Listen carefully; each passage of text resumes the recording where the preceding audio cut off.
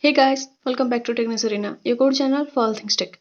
So let's start a series of data analysis quiz from today where we'll go through beginner level to advanced level.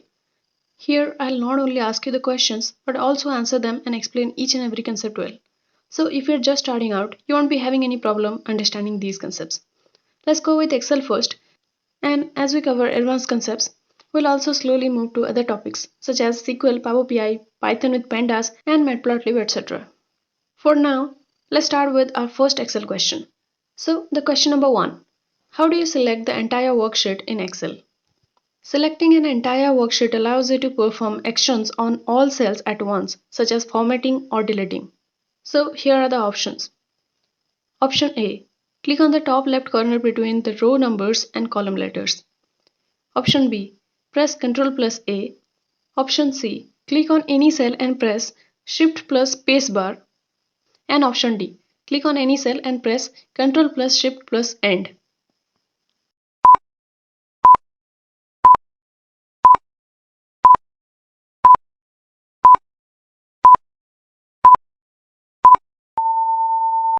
So the correct answer is option A. Click on the top left corner between the row numbers and column letters.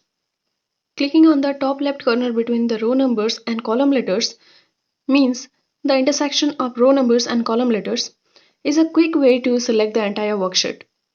This corner is also known as the Select All button in Excel. It's often referred to as the Select All button because it selects all cells in the worksheet. This action is equivalent to pressing Ctrl plus A, but clicking on the corner is more intuitive for many users. Question number 2. What function would you use to round a number to the nearest whole number in Excel? Rounding numbers is a common operation in Excel, often used to simplify data presentation. So here are the options. Option A. Round up. Option B. Round down. Option C. Round. And option D. Int.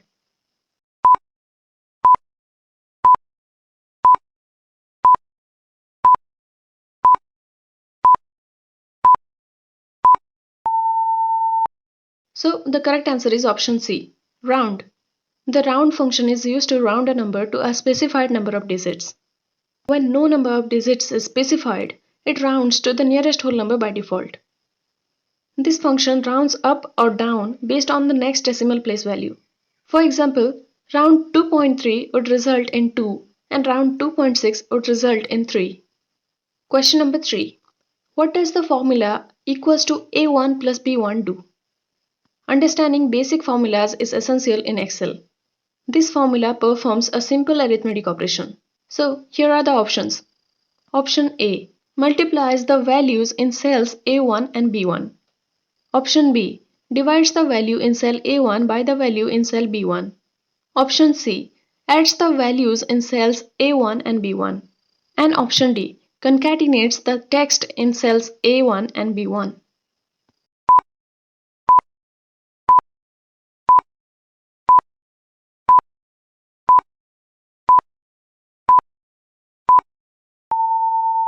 So the correct answer is option C, adds the values in cells A1 and B1. The formula equals to A1 plus B1 adds the values in cells A1 and B1 together.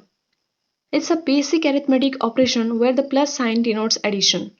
This formula takes the values from cells A1 and B1 and calculates their sum. Question number 4. Which feature would you use to freeze column A and row 1 in Excel? Freezing rows or columns allows you to keep certain rows or columns visible while scrolling through a large dataset. So here are the options. Option A. Freeze panes. Option B. Split. Option C. Hide. And option D. Group.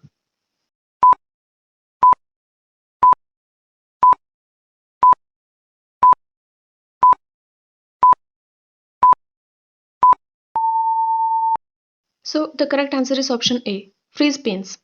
This feature in Excel allows you to freeze rows or columns so that they remain visible as you scroll through the worksheet. In this case, to freeze column A and row 1, you would select cell B2 or any cell to the right of column A and below row 1. Then navigate to the View tab, click on Freeze Panes and select Freeze Panes from the drop-down menu. Alright, our last question of today's video. Question number 5. How would you apply a currency format to a cell in Excel? Formatting cells helps improve the presentation of data in Excel, making it easier to read and understand. Here are the options. Option A. Select the cell, right-click, choose Format Cells, and then select Currency from the Number tab. Option B. Type a currency symbol directly into the cell. Option C. Use the currency function. And option D. Apply the currency cell style from the Home tab.